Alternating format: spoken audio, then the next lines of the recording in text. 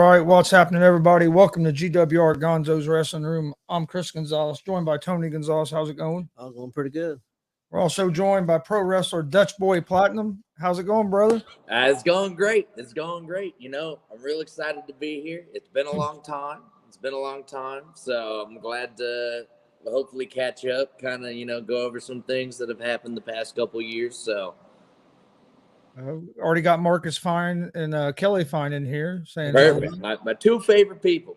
If there's anybody I wanted to watch, it was definitely Marcus and Kelly. So I was gonna say last time you were on, you'd only been only had a few matches, if I remember correctly. Yeah, it was like September or something of 2021, right? So it was like I had just kind of debuted, maybe been like 5 or 6 months kind of wrestling and everything, but now it's been a year, almost year and a half, almost 2 years at this point. So I feel like we've got a lot of ground to cover here. So I'll let you go while I finish checking the sound. Well, I think you already answered my first question because I was going to go over some stuff. How long you been wrestling? You said it's almost about 2 years. Yeah, it'll be 2 years come April. So I'm probably a year and like 3 quarters or something like that. So yeah, so if that was April, I pretty much got to see maybe some of his first matches because I think I was at a show at DCCW. Yeah. Yep. How long? What got you into pro wrestling? I mean, I'd always been a fan since I was growing up and everything. And then I think it was like right near the end of the pandemic where they're kind of like letting things open up a little bit. And then I think it was just some random Facebook like ad or something had popped up where it was like, there's a show at WCWO. And I was like, oh, hell yeah, there's professional wrestling here in Indianapolis. I went to a show. I just so happened to sit next to a guy that was also a professional wrestler. Shout out to Ryan Epic. And I was like, I'd always be interested in trying to get into the wrestling business or whatever, but I just don't know where to start. And he put me into contact with his buddy, Jake Oman. Shout out to Jake Oman. And then it was like that Friday I was at the show. That next Thursday, I was getting coffee with Jake, talking about kind of the plans and everything. And then that Sunday, I started training. So it was kind of all very, very happenstance. Like, I've got an opportunity in front of me. I'm going to take it. And here we are almost 2 years later. So, yeah, that's crazy. That's pretty quick. Hardest thing for you to learn in pro wrestling? What was the hardest thing for you? One of the hardest things, I feel like, especially now, and I feel like you guys have kind of seen the development of the Dutchboi Platinum character, has been kind of being able to mold myself to be what I am today. Because if you guys know, I was doing the whole mask gimmick and I was coming out with the whole thing, and I was like I thought it looked cool. I thought it looked interesting, and I thought that was great, but I really didn't feel like it was all to myself. So there was a part of me that kind of felt uncomfortable doing that because I was like putting out an image that necessarily wasn't me. So it's now kind of like I've adapted more so the Dutchboi Platinum character to be who I am turned up to 11. So okay. It's kind of been a little bit of an adaptation as we go through the years and everything. And I think I was watching your guys' show the other day where you kind of said like the middle of like last year, it's kind of like I hit my stride and then I just like hit the ground running. I feel like that's where I felt I like understood. It was like, I just need to be me and just like go full force with who I am. So it's like, now I'm out there, I'm loud, I'm obnoxious, I'm a hipster piece of garbage, and like that's the entire thing I'm trying to go for, basically. So kind of knowing what works and what doesn't when it comes to like me as a professional wrestler. So yeah, I've seen you a lot at WCWO and DCCW, but then got to see a lot at World Pro Wrestling, and over there. I think I'm not saying it was just because of that place, but I think over there, I've seen a lot of your matches, and I agree that summer over there, you started really hitting your stride. Maybe I don't know, maybe May, June, April, whatever it was. Yeah. Yeah. I could see the change. I mean, I really could. And Yeah. man, it's been outstanding. Yeah. I appreciate that. I appreciate that. Favorite wrestling move? Maybe a favorite move that somebody else does, a pro wrestler does, and then maybe one that you like to do. So favorite one that I do. I feel like it's super small and a lot of the times, but I always do this just like little swim out of the ropes. Dude pulls me down, I kick him in the head, sort of thing. I've done that in a couple matches. That's not necessarily anything too crazy, but that's the most fun thing that I like to do. But I mean, I honestly just like going out there and just beating the crap out of each other. So like laying in chops, laying in strikes and everything. So we could do moves. Like moves are cool, but like in the end, like if we aren't fighting. Yeah, me and Chris both like the more physical style. That's what I mean, I'm not putting anybody down that, just does a lot of fancy moves or high flying stuff. I mean, that takes a certain level of skill to do that. Like you have to be an athlete to do those kind of moves. Kind of realizing that I wasn't going to be the guy that could do that. So it was kind of like, how can I make myself an intense individual without trying to do all this crazy high flying stuff? So a wrestling move that you dislike, maybe you don't think makes sense, or maybe you just don't like taking, maybe you don't like doing, or one that I don't like or that I don't like doing. I would have to say like a springboard RKO or something. I feel like that's the biggest move where I'm like, that doesn't make any sense to me. Like why somebody would do that. You're jumping off the ropes, catching the guy, and then he's throwing his legs out from underneath him to like, I'm like, in what world would like physics of that make sense? Like, I don't know, but more power to the people that do that. I'm not, because there's a lot of people out there that make that move look good, but a lot of the times you see on the indies, like people do that move and it doesn't look too hot. So yeah. No, I agree, because I agree with that. I like when it looks real, and I think that was something with you, especially in that middle part of the year where it was just like you started really laying your shots in, and I was like, yeah, I like that. It was like you all of a sudden you got a little bit of a mean streak, and and I know me and Dad both really liked it. Yeah. Well, and that's why I feel like that even came after I was doing like the super mysterious like mask gimmick kind of thing. Yeah. So it's like I feel like I come out and I always like kind of equate myself to like Edge and Christian, to where it's like they were like goofy during the promos and they were funny and like people enjoyed them. But like when it came to like being in the ring, they were taken very seriously. Like they were able to go out there and they were able to throw down.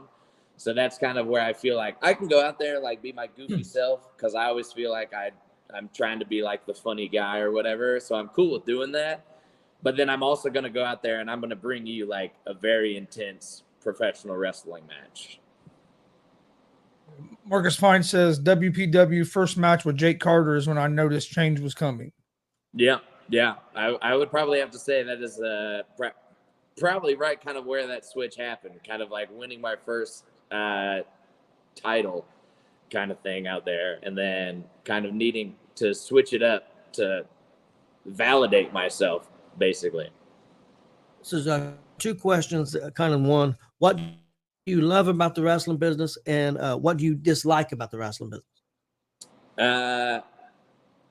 I love the interaction with fans and being able to go out there and getting either people to love me or absolutely hate me, like being out in the ring. Because, I mean, any reaction is a good reaction to me. So I go out there, and if I get a sea of boos from the crowd, that's fantastic.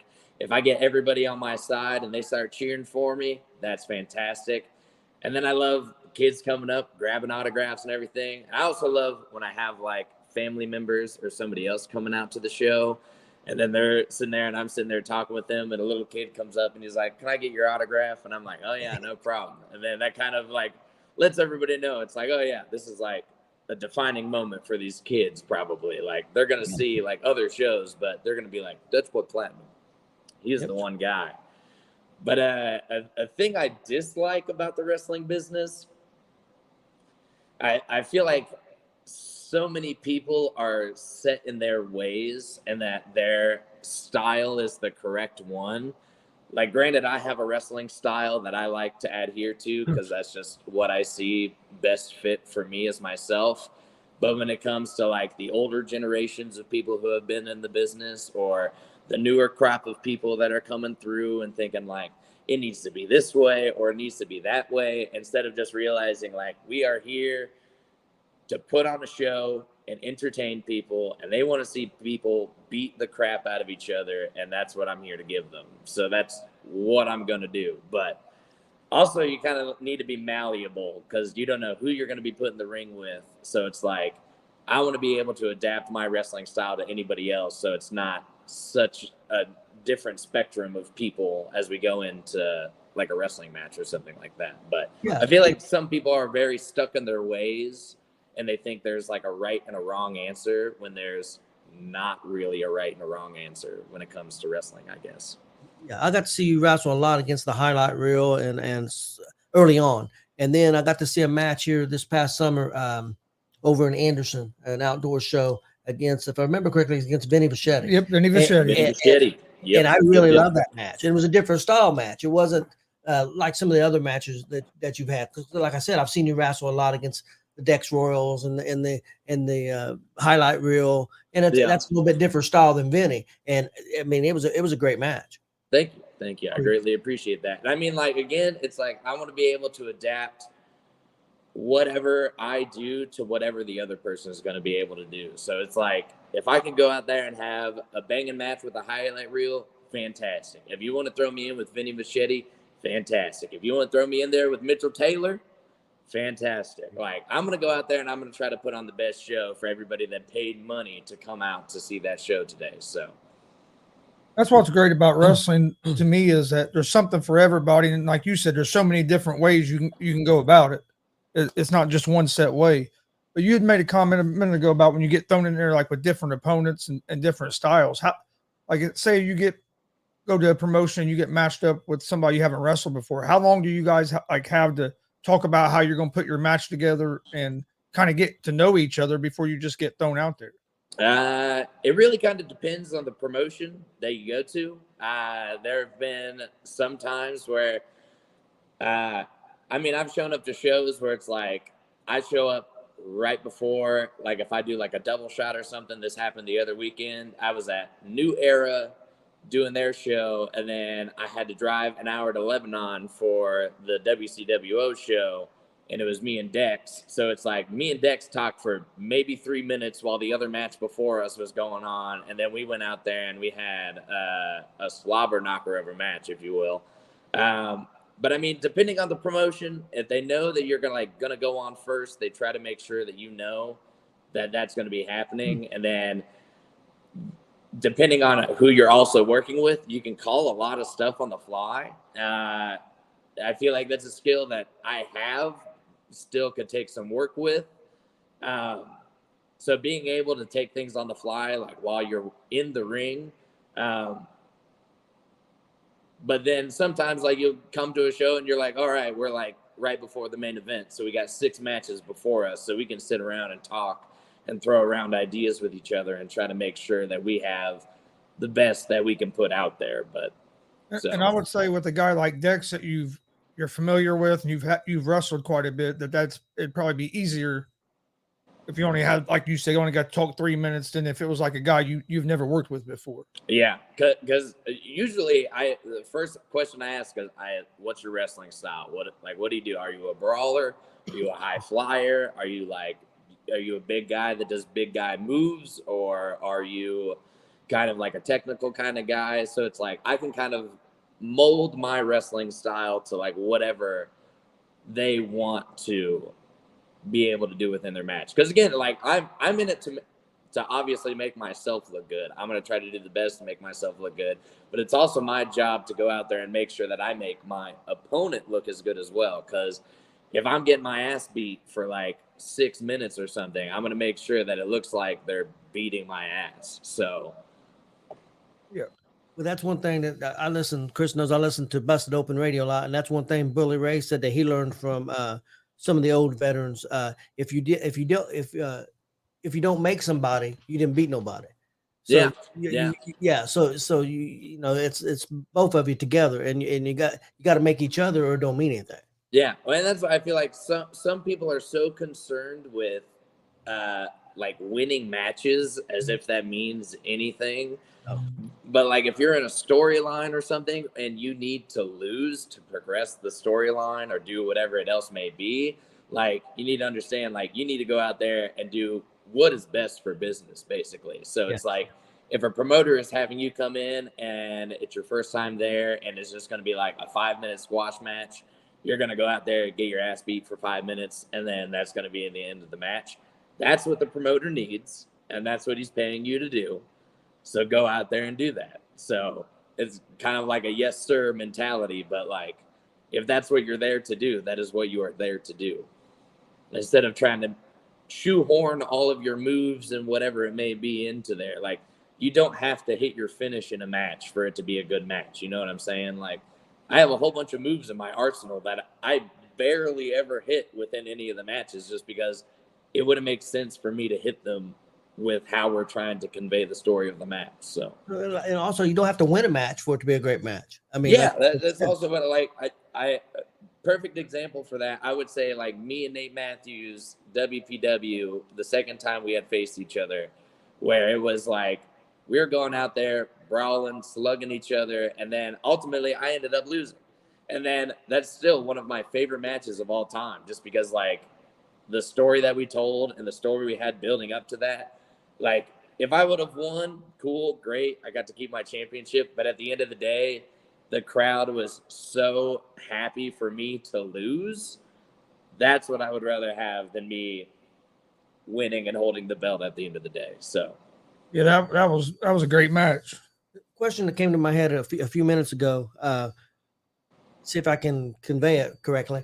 Since you're fairly new to the business, just a couple years in, have you ever had a match against somebody, been paired up with somebody that maybe with more experience, that when you went out there, you're like, man, I don't know. I mean, I'm kind of not intimidated. I don't want to say intimidated because I don't think you're intimidated, man. But just you know, hey, I mean, this guy's been around for a long time.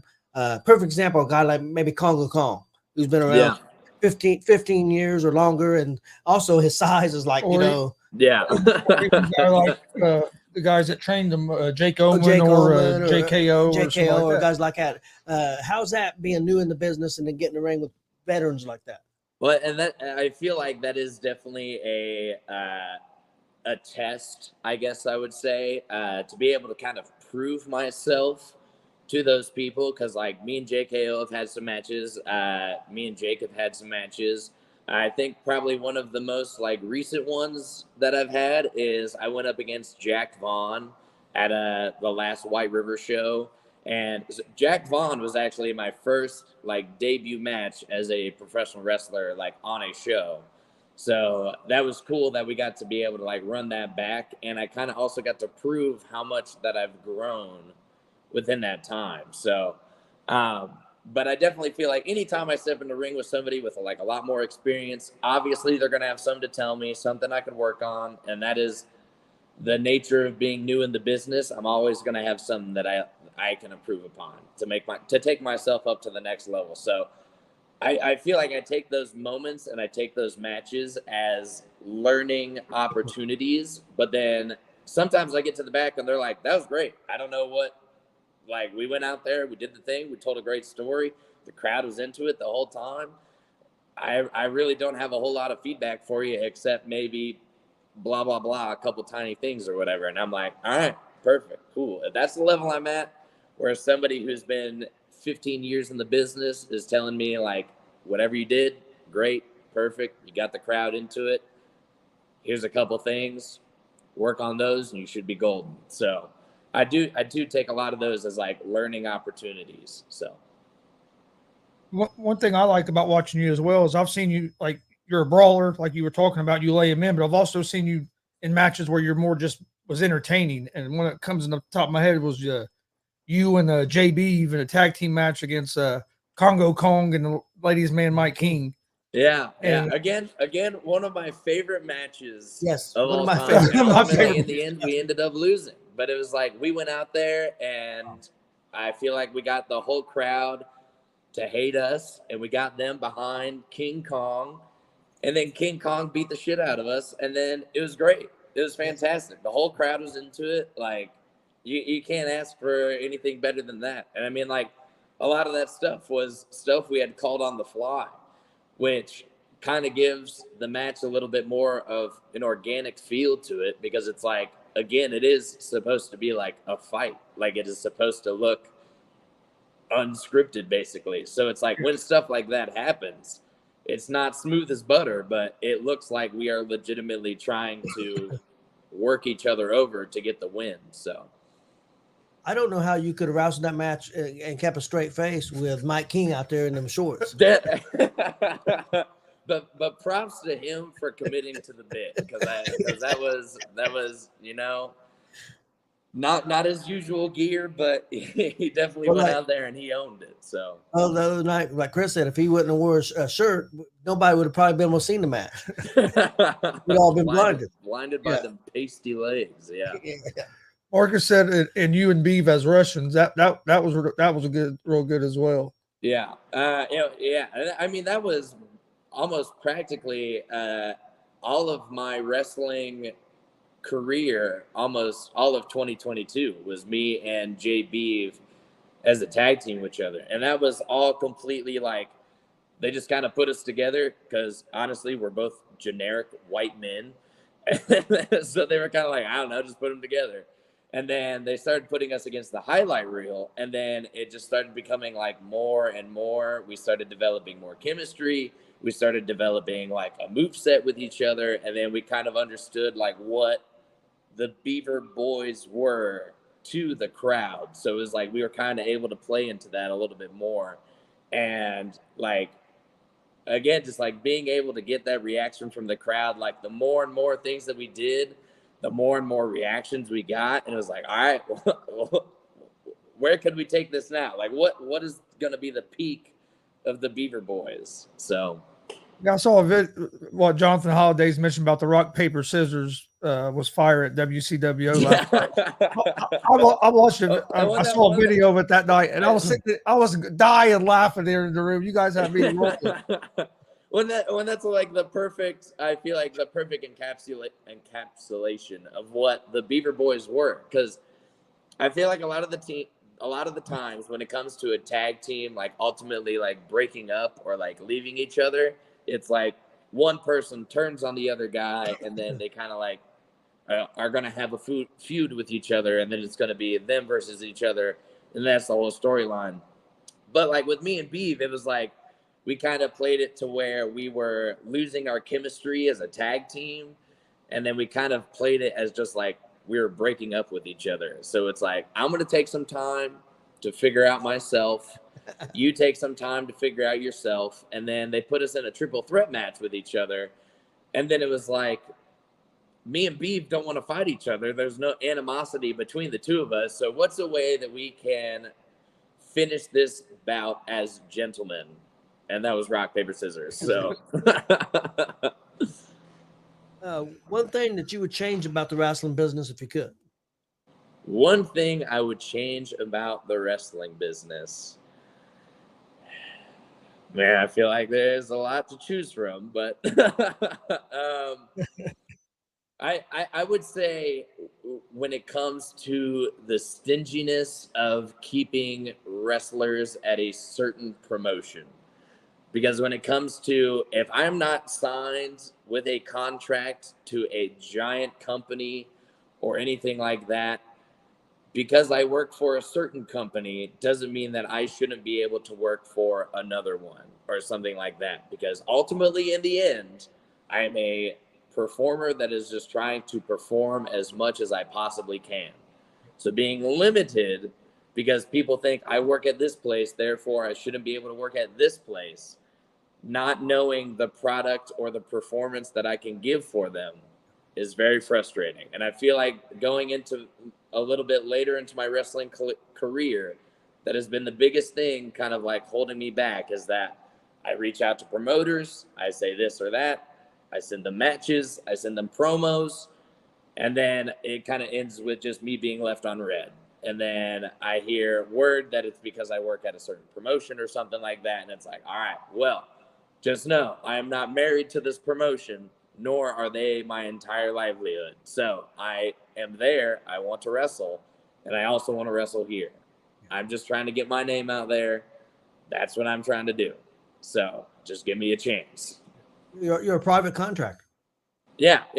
Well, yeah. So like I'm out here just trying to do the best for me, and then people want to take anything that I've done in the past and hold it against me or whatever. So it's like, but again, I have no stake in anything. I am Dutchboi Platinum. I am me, myself, my own person. So.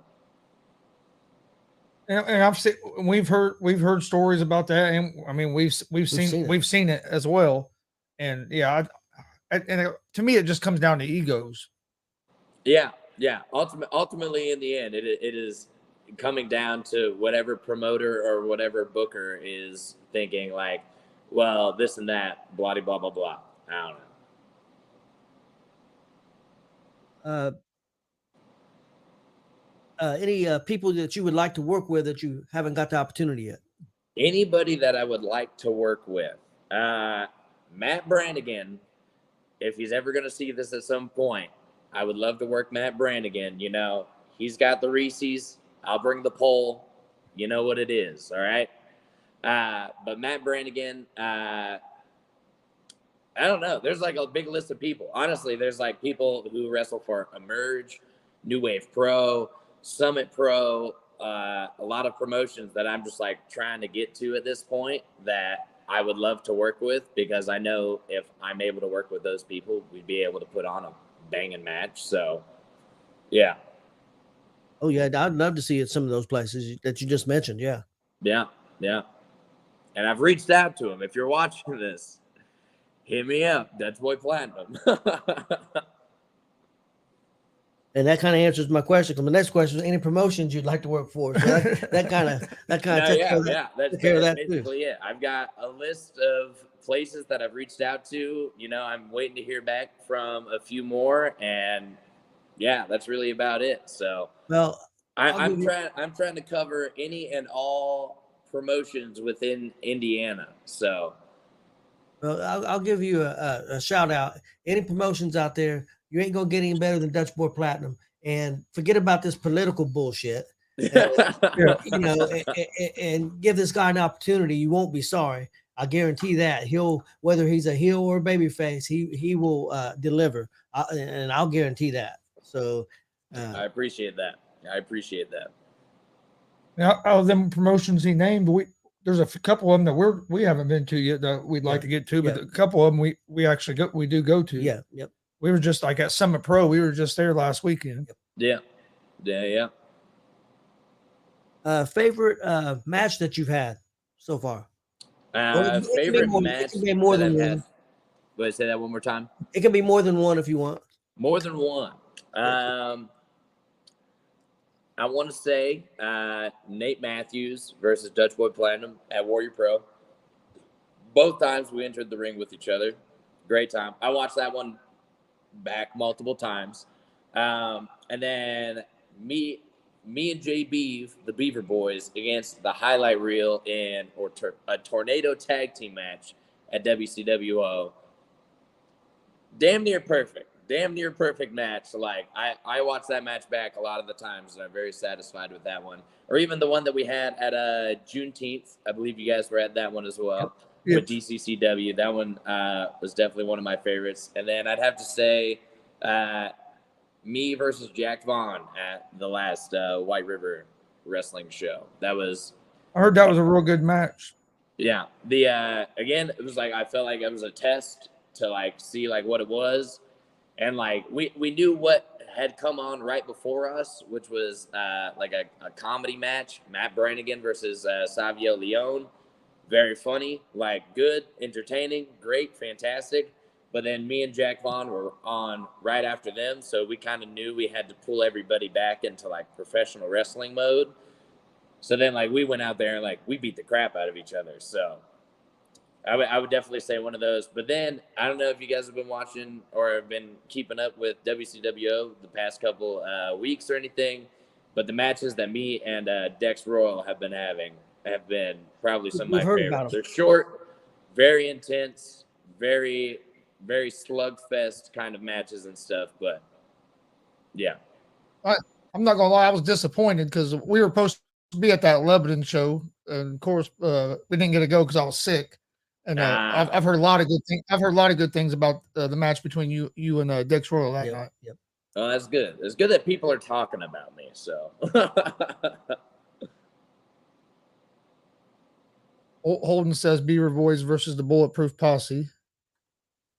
All right, somebody make it happen. Somebody book it. Marcus NGW. says, I know they do that a lot. Yeah. Bulletproof Posse is there.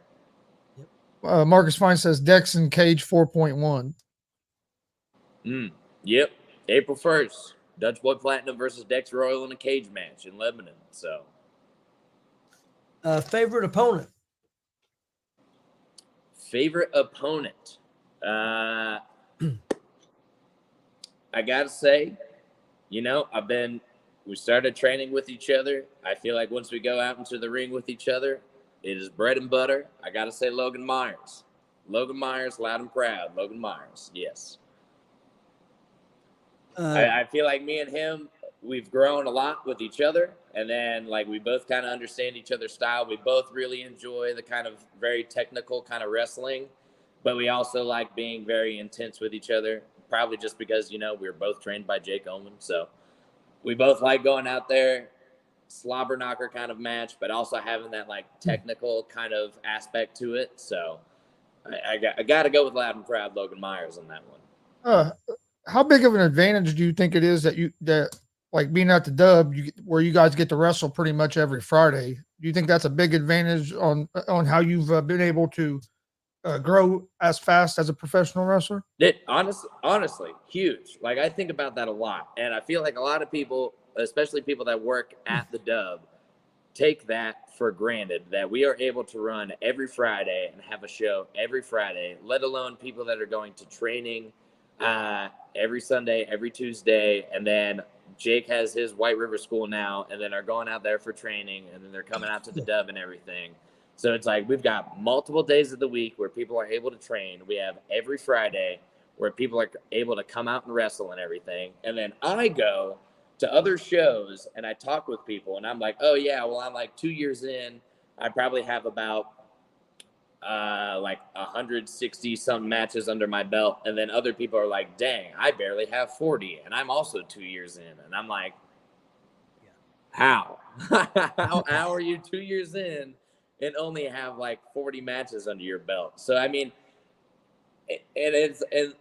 I would say it's like, again, it's like another opportunity to learn. It's another opportunity to do something, because I've been able to learn something, pick something up. If I do something wrong on one Friday, I can take it to the next Friday and try to improve it. Or if I get something really good on that Friday, be able to take that into later shows onto that. So it's like a lot of people underestimate, if you've got like a local place that can run every week, like, you need to be there doing those shows. And so, yeah.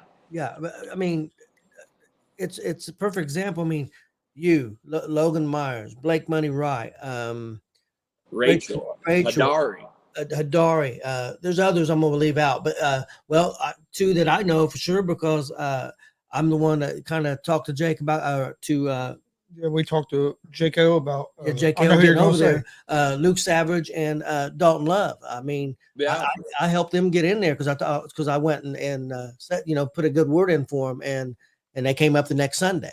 You know, so I mean, it's just I'm not trying to put any other wrestlers down. I mean, I know you got jobs to work, your schedule. I'm not putting anything down, but you guys, I can tell the difference with the training that you're getting, and also wrestling every Friday night. Like you said, you can tell a difference between if somebody's had 160 matches and somebody's had 40 matches. Yeah. And that's how I'm not. I mean, even as somebody who is like new into the business, and then like still kind of going out there and like meeting people, and they're like, oh yeah, I'm 2 years into the business, but they have much less experience than I have. Yes. going into something, and I'm like, all right, cool, that's great. Like, we'll just try to make it work. But like, they're still learning things that I probably would have learned like within my first like 6 months or something. So like, they might be 2 years in, but they have like a 6 month kind of experience. So Yeah, these guys out there trying to be pro wrestlers. If you're not going to a school and learning from somebody credible, you're doing yourself a disservice. I mean, I'm not, and not that I'm an expert because I'm not. I'm just a fan. And But as a fan, you can tell a difference between the guys that have, and I'm not putting nobody down, but you can tell a difference between the guys that have been trained by at a school or have been properly trained, and then guys that haven't. You can tell a big difference. Yeah. And like, again, like, to me and my training experience was, I would say, like a giant stroke of luck. Like, the fact that I was able to be in touch with Jake Oman and get trained by Jake Oman, and being able to go where I have been and the places I'm going to go because of my training experience, like, is crazy. And some people are going to be trained by other people. Some other people, like, it's all just happenstance. Like, it's all just our own personal experience through the wrestling business. And you might have training by somebody, and later on in your career you get picked up by somebody else, and then learn like an entirely different style, or learn new things from this new person who has taken you under their wing or whatever. So again, it's like we're all kind of on our own little wrestling journey here. So my wrestling journey is going to be much different compared to somebody else who's being trained in, I don't know, Alabama or something. Do you have a favorite pro wrestler?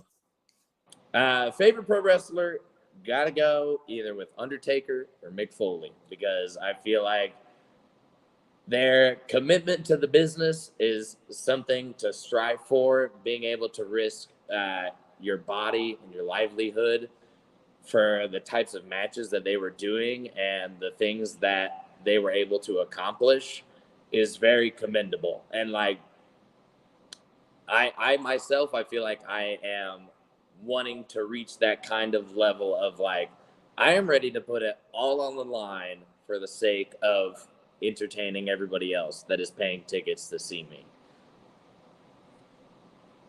Fantasy opponent. I mean, if you could pick anybody, dead or alive, anybody. Fantasy opponent. Yeah, say we had an event. It's going to be at Madison Square Garden. You're going to be the main event. I Who's it wouldn't going to say, just because this is who I feel like I base my whole like wrestling style kind of around. Dean Malenko. Being Dean Malenko, I feel like that would be a dream match of mine. You know, technical wrestler, man of 1,000 holds, coming in with Dutchboi Platinum. Put that up on a marquee. Tell me that wouldn't sell tickets. Yeah, I'd be there.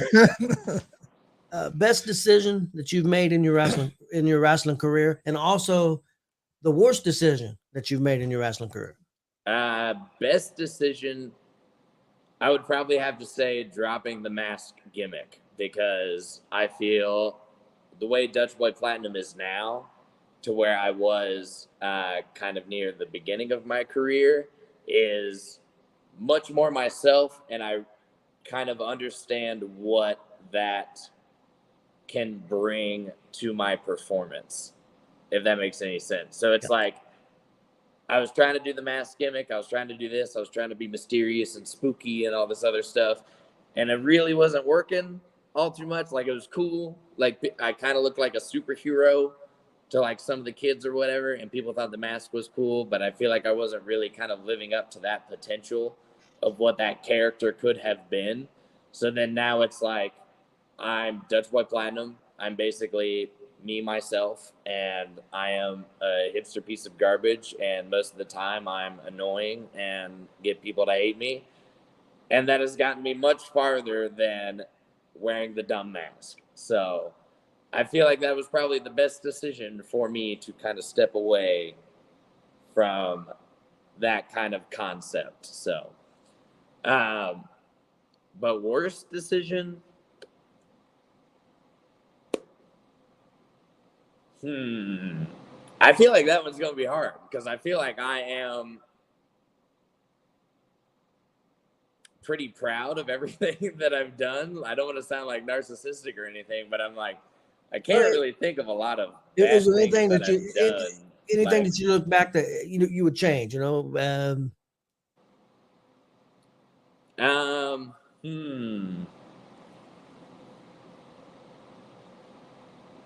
Man, I really don't know. That honestly is probably going to be like the hardest question for me to answer. But Okay. if I could change one thing about the career, not having merchandise, physical merchandise that I can sell at shows, because there have been a lot of moments where I've been like, if I had physical merch, T-shirts, stickers, whatever it may be, I would have been able to make a whole bunch of money here tonight, because either the crowd was into me or whatever, and I know they would have bought a T-shirt, and I don't have any. So I feel like that has probably been the biggest mistake, is not having physical merch to sell at shows so far.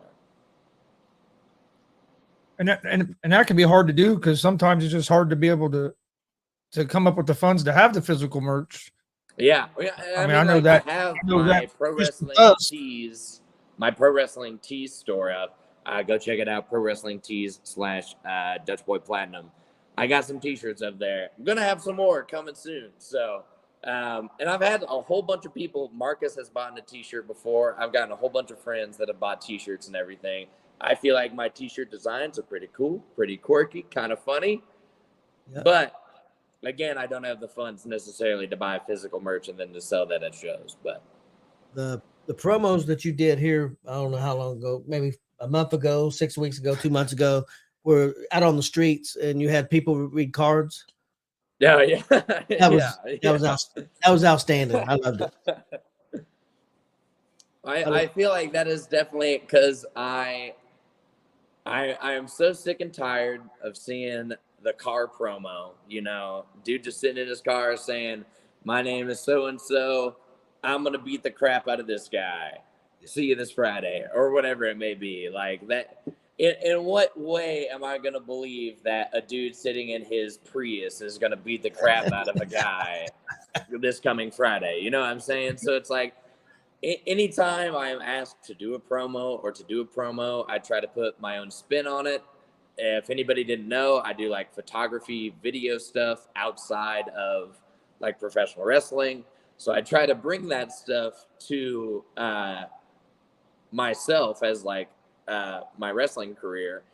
And I feel like that shows, because I feel like I do get a lot of compliments and stuff when it comes to doing my promos, because I have a camera and I'm able to go out and I record. I take hundreds of takes just to make sure that I get it perfect or the way that I want it to be. And then I go through and I edit the audio, and I try to make sure that it is like the best. That some I would feel proud about posting it online, basically, because again, this is like me, the Dutchboi Platinum brand that I'm presenting out into the world. So I don't want to be out there being like, here's me in my GMC terrain, I'm going to beat the crap out of Jordan James this Friday. Like, that's not what I want to give to people. I want to give people something that they are going to enjoy to watch. And that comes a lot like going out onto the street and having people read cards talking about my opponents and having them basically talk crap. None of them knew who any of those people were. They didn't know who Hidari was or Jordan James or Zay Gates, but I literally just walked up and I said, "Hey, do you mind doing that? I'm a professional wrestler. If you could read this card for me, that's great." They're like, "All right, well, can I have a second to practice?" And I was like, "Well, honestly, the worse, the better. The worse that you read it, the better it'll be. So go ahead." So all of those were like one take, just random people on the street in Fountain Square. So he came in here. He said, "Hey, have you seen these promos Dutchboi's putting out?" Yeah, I mean, what's what you want? You want something that people are going to remember. Like you said, if you're sitting in your car and saying, "I'm gonna beat the crap out of somebody," you're gonna say, "Oh, okay." You're not going to remember. I've seen a million of those. I've seen a million car promos from every indie wrestler ever. So what is that going to change? But the one of the promos I did for WPW, I went out into a random field and I recorded myself for about 2 hours trying to make sure I had the perfect promo talking about how I was going to beat the crap out of Nate Matthews. And then I went home and I edited it for about another 2 hours. So it took the time and it took the effort for me to do that. But I felt like in the end, the product was a much better thing for the audience to enjoy than me sitting in my GMC Terrain. Best piece of advice that you've been given in the wrestling business, and if you don't care who it came from. Best piece of advice I could probably give. I would probably say just be malleable, be moldable to what the show needs, because I feel like a lot of people are set in their ways that this is what I do, this is what I need to do, but you need to understand that the promoter or the booker needs you to do a certain job, whether that be where you're at on the card or what the business of your match is going to be, and to not be upset about whatever the outcome is going to be. Because, again, the promoter is looking for what is the best for business. And you may think one way and another person may think another way. But ultimately, in the end, the booker is the one who's giving you money. So if you don't go out there and do what they ask you to do, you might be losing out on money there. So be malleable. Take advice. Take whatever they give you and run with it. Don't try to change it. Don't try to do anything too crazy. Don't do anything that's going to get you in trouble. Do what is asked of you. Makes sense to me. Yeah. Yeah. Mike King said, amen, come preach. Yes. What's the best piece of advice that's been given to you from whether from a trainer, from another wrestler, something that stuck with you? Best piece of advice given to me.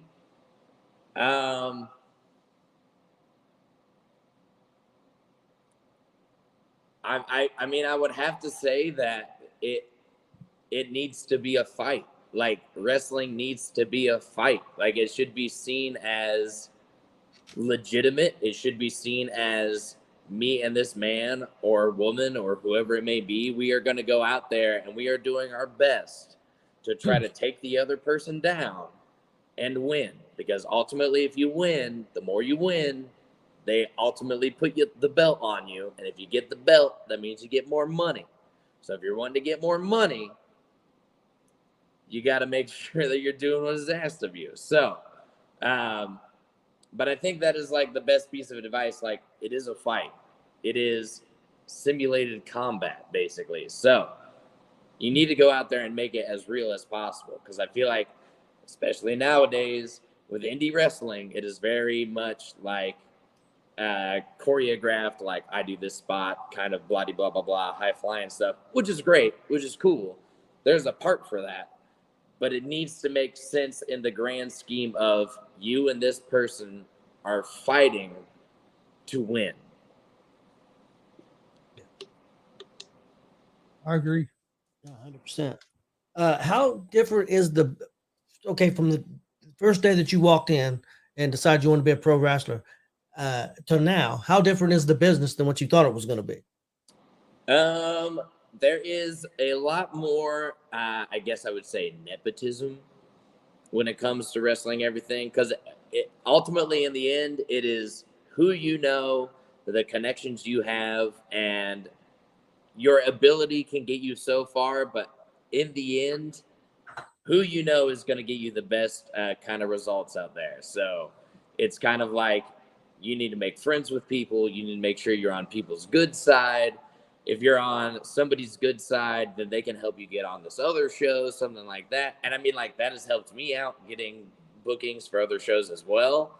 So it's kind of like you just need to know the right people. You got a kind of the biggest thing where it's like, oh yeah, I can go out there and I could be like a fantastic wrestler.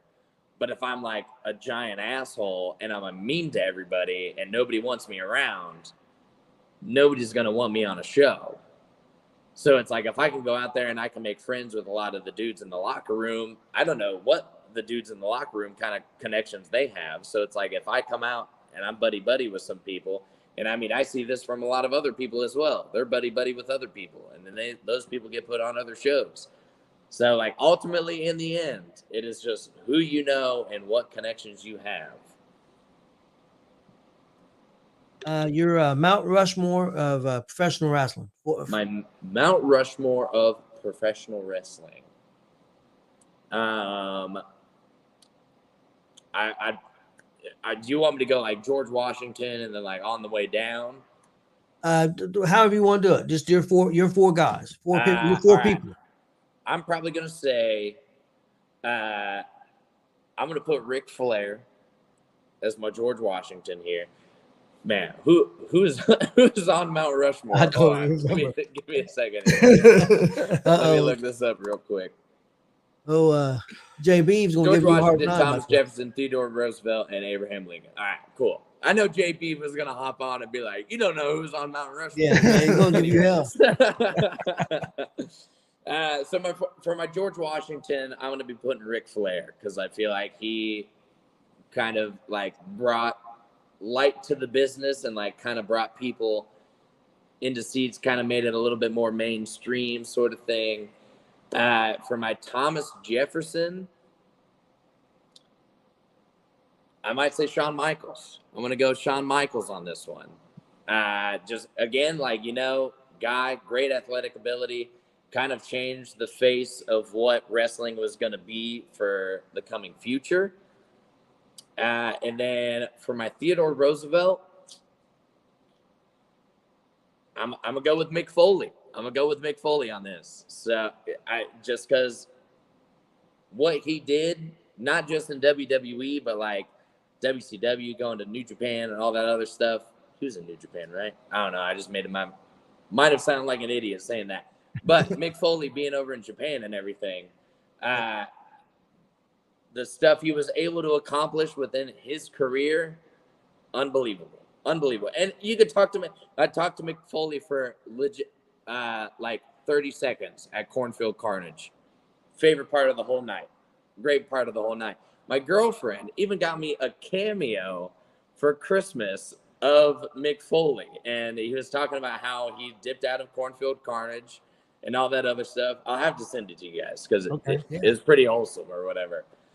And then for my Theodore Roosevelt, no, I already did Theodore Roosevelt. My Abraham Lincoln, I'm probably going to go, man, what can I even say here? Abraham Lincoln.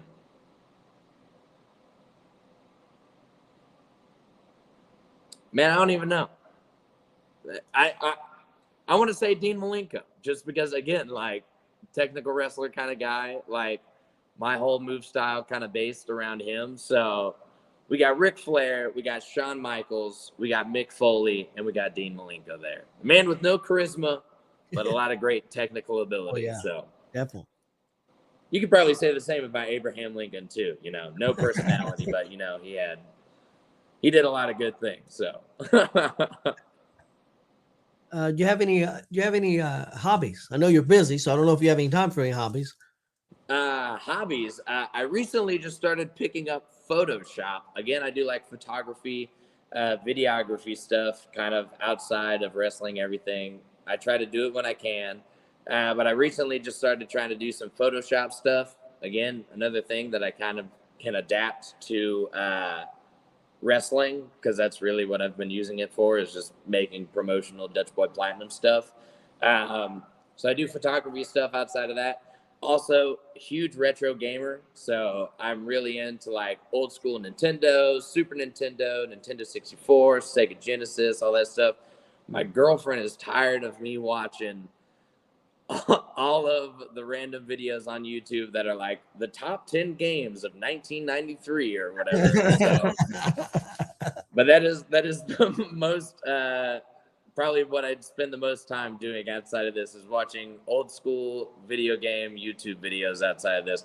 Speaking of which, the 8-Bit Punks, Damian Michael Cole, that is one person that I've got on like my list of people that would love to face solely because of their gimmick. So that's kind of funny that you said that, because he's actually our next interview. He's going to be on the show on Tuesday. All right, perfect. You guys got to drop me to him. Oh, I will.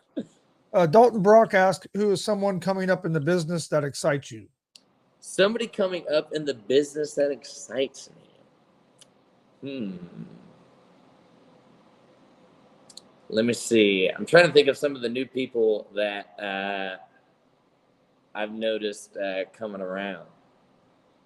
Are we talking like grand scheme of things, or like are we talking about somebody that I think is going to take like the next big step into something?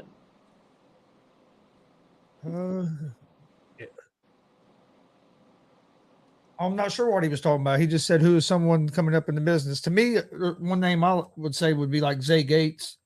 I think Zay is going. I think he has a lot of potential. And he's I would definitely have to say if we're going with like Zay, I feel like he has a lot of potential. Zay, I don't know if you're watching right now, but I'm gonna talk about you a little bit. He's got a lot of potential.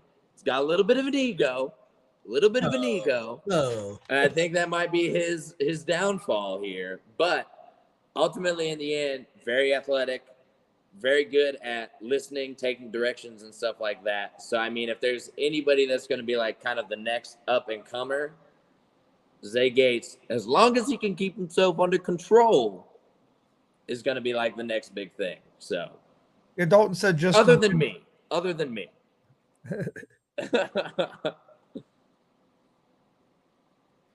Yeah, I mean, people talk about AEW and they talk about the 4 pillars, of young people they had.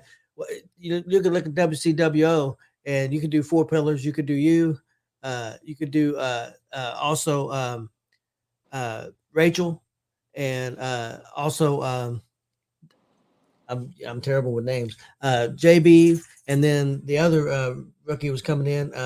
We've been talking about. He had that real good match with Apollo Star. Logan Myers. I mean, you 4 came in. And that's why I feel like we all kind of came in at the same time, training around the same time with each other. Yeah. And we've all been able to like grow and develop with each other, and like we all play off of each other. We help each other as much as we can. I feel like me and JB, like we developed just with each other, like a whole bunch, just with our time with each other. But then like Rachel, Zay, Logan, like we've all had matches with each other, and we all learn from each other as well. So it's like we get in, we know like what we want to do, but like at the end of the match, like we can all kind of like sit down and like talk and be like, all right, so here are some things that I noticed, here's some things that you might have noticed, and then we can like trade back and forth. And then most of the time we'll have like a third party come in and be like, hey guys, here's this and this and this. So again, it's a learning opportunity for any of us that get into the ring with each other. So, and I know that we all want to like push ourselves to like be the best that we can be. So, is there anybody out there in the WWE or AEW that you've seen that's kind of that you kind of like right now, if you've been watching any of it?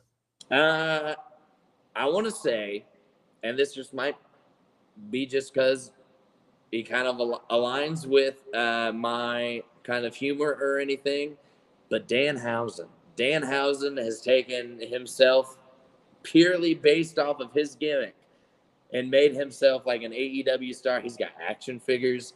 He's got like he was on the Jericho cruise not too long ago doing Danhausen with Chris Jericho. Like that's insane. Like so like being able to like figure out what works and what's going to take you the farthest and like running with it, Danhausen. And I would love to have like a match with Danhausen. I've been on shows with Danhausen before, so it's like hopefully at some point I get down the line to where it's like I could have a match with him himself. I just read an article on Danhausen, and he's one of their top merch sellers. Yeah.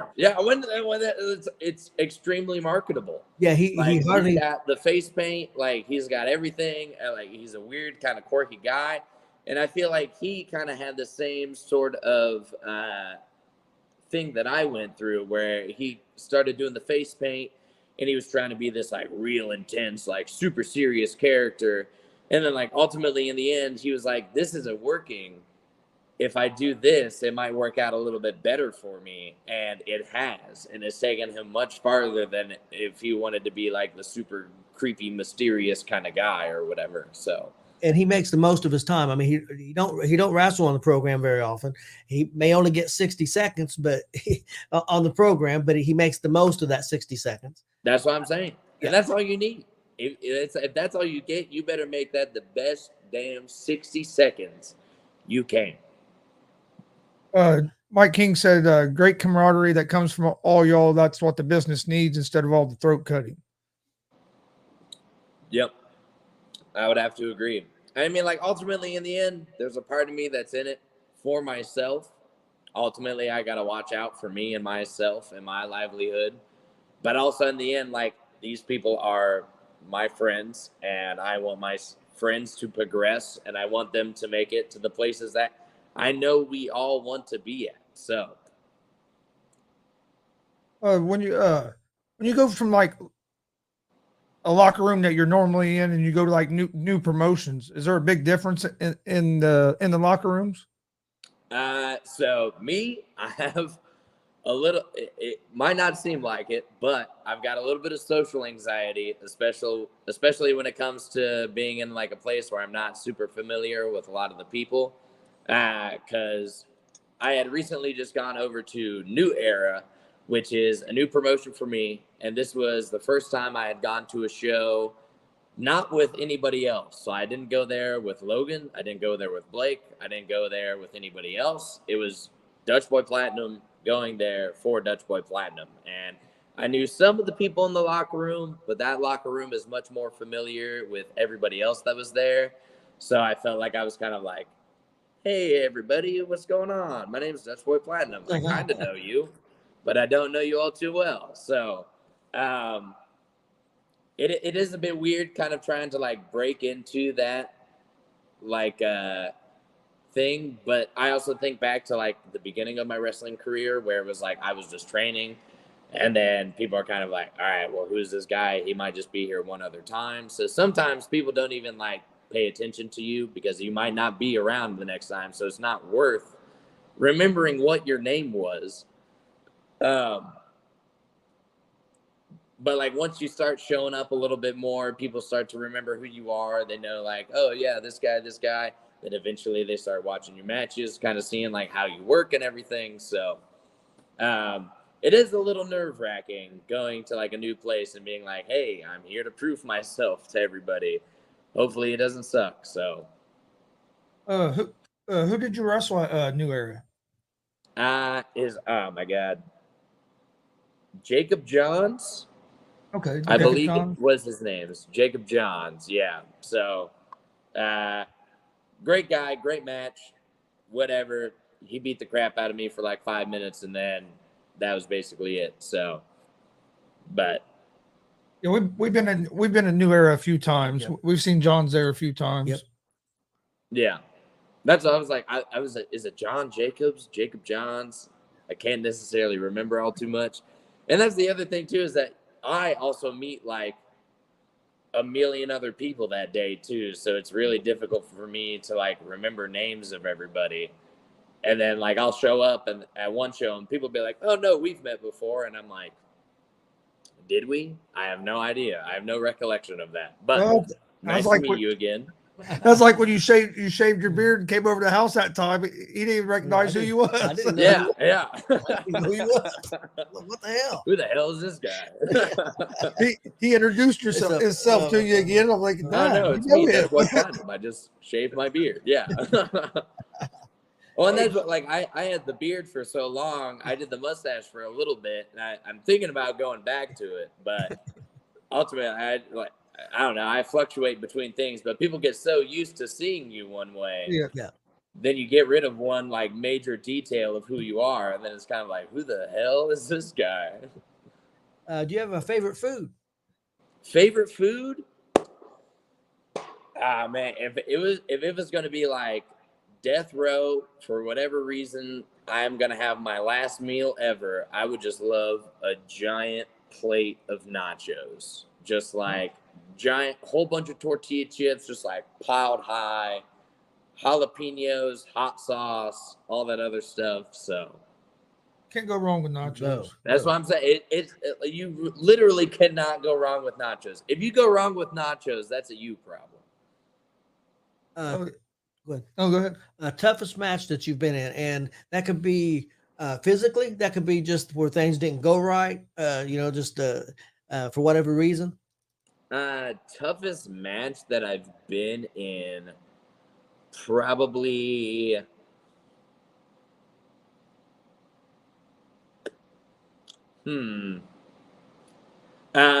So I want to say toughest match I probably was in was a TLC match, and it was the Beaver Boys against Savage Love against the Highlight Reel, and that was kind of like not necessarily like our first like stipulation match, but it was definitely one of like our first like TLC kind of matches, and we didn't necessarily know how to structure it well to make it not as chaotic. And then it just started like we did our first couple spots, bada boom, bada bing, great. And then we kind of got into like a little bit of a lull, and then it was just like very chaotic. Things just started falling apart. And then we had the referee telling us we need to take it home. And then I just climbed up and I was like, all right, it's a shit show. Pulling the belts down, we won. All right, everybody happy. So it was just kind of like very chaotic and kind of a match where you don't want a lot of chaos because a lot of things can go wrong in those like kind of matches. So I would say that's probably been like one of the most difficult and probably the one that I think about the most that I don't want to go back and watch because I'm like, it was just all over the place, not too great, but yeah. Easiest match you've been in, where just everything perfect, everything clicked. Easiest match I've been. I want to say like honestly, any match that I've been in with like Logan Myers. I think the last one we did at WPW where we had J.W.R in the ring. I think the first couple matches went on and it was like cool, great, and then we were able to come out and kind of like really pull the crowd into like what the story was. Because at the beginning, they were kind of like, whatever. But being very confident in what me, Logan, and Jay Beeve can do in the ring with each other and being able to pull that off with each other. And at the very end, having the entire crowd burst with the fact that Logan won, like, because they probably could have cared less at the beginning of the match, but by the end of the match, they were unbelievably happy that Logan was able to take the win. And that was just like, me and Logan have worked with each other before. We know what's going on. We know what kind of story we need to tell. We go out there, we do the thing. Fantastic match. So, Dalton Brock had another question. He said, what's some advice you have for new wrestlers, whether that is backstage or in ring and performing? I would have to say biggest advice, and if you think back to what wrestling became in the like 80s or something like that, where they were basically like comic book superheroes brought to life. Like this was like larger than life personalities, larger than life people, real superheroes coming out and like battling with each other basically. Like you think about Hulk Hogan, the Ultimate Warrior, Andre the Giant, like these dudes were larger than life personalities. And you need to go out there with that same kind of mentality. Granted, I look like a generic white male. I go out there and I look like a generic white male. But there's a part of me that needs to make myself stand out from what is somebody sitting in the crowd. So whether that be something that you wear, the persona that you give off, the way that you talk to the crowd, the way that you do stuff in the ring, you need to make yourself stand out from somebody that is a fan. Because these people are paying to see larger than life characters battle it out. And that is kind of, I feel like one of the biggest things that a lot of people miss is that they're not paying to see Joe Schmo who's an auto mechanic during the day coming here and like doing a wrestling show at night. Like, they don't want to see that. If they want to look that up, they'll go look up World Star or something like that. So you need to be able to come out and be larger than life and provide that kind of performance for those people. Because ultimately, in the end, this is entertainment, and people are here to be entertained. That's why I have so much admiration for a guy like Bray Wyatt, who's trying to do something completely different. I mean, what he's trying to do is completely different than what anybody else is trying to do. I'm not saying I get everything that he does all the time. Yeah. But I mean, I admire that he's out there putting himself out there and doing something just completely different and trying to entertain people. Yeah. Well, and that's what, like, I feel like there's a certain part that, because The Undertaker was able to do it so long, and he kind of established himself as this like supernatural kind of character, and that carried him through up until the end of his career. Hell, even now, like, I know he's still like making some appearances and stuff on like WWE, and he was able to kind of keep that supernatural character alive up until he retired. And there's still like a place in the wrestling industry for those like supernatural characters, because again, it's like, to a child or something, obviously as an adult, you're not necessarily going to be like, oh, I believe that this is a dead man who has supernatural powers and can control lightning or something like that. But like, to a child, like, having that kind of antagonist as like a supernatural, something that can't be explained by like the human mind or something like that, being a part of the show, like, there's still a huge part for that to be within the wrestling industry. And I feel like Bray Wyatt is kind of picking up that torch and carrying that along. A lot of people may not be buying into it right now, just because of his return and everything that has kind of happened with it. But it's like, there's still like a giant place for that. Again, those like comic book characters brought to life in wrestling. So Style of match that you would like to do that you haven't done yet. say that one more time. A style of match that you haven't done yet that you would like to do. A style of match. I've always wanted to do like a 2 out of 3 falls match, or like an Iron Man match or something like that. Just kind of like being able to run the gauntlet. I wouldn't do anything like too crazy. I would not say that I'm a death match worker or That's what I was getting ready to ask. a death match or anything like that. Again, that's just not my style. I also have a condition to where I easily pass out. So I don't know if a death match would be in the cards for me, but like a 2 out of 3 falls, or like a submission only match, or an Iron Man match or something like that, to where something that we can build up a great story just like within the match itself based on the stipulation. I think you and Nate Matthews or you and Logan Myers would be a great Iron Man match. Yeah. That would be a good time. Honestly, if there was going to be anybody I had an Iron Man match with, it would definitely probably be the 2 of those guys. So, Do you have anything else? No. I'm good to go. Dutch, was there anything that you wanted to plug or talk about before we get out of here? Let everybody know where they can get that Dutchboi merch at. Yeah, so go check out prowrestlingtees.com/Dutchboi Platinum, DUTCHBOI Platinum. You can find all my t-shirts and stuff there. You can follow me on Instagram at Dutchboi Platinum, same name.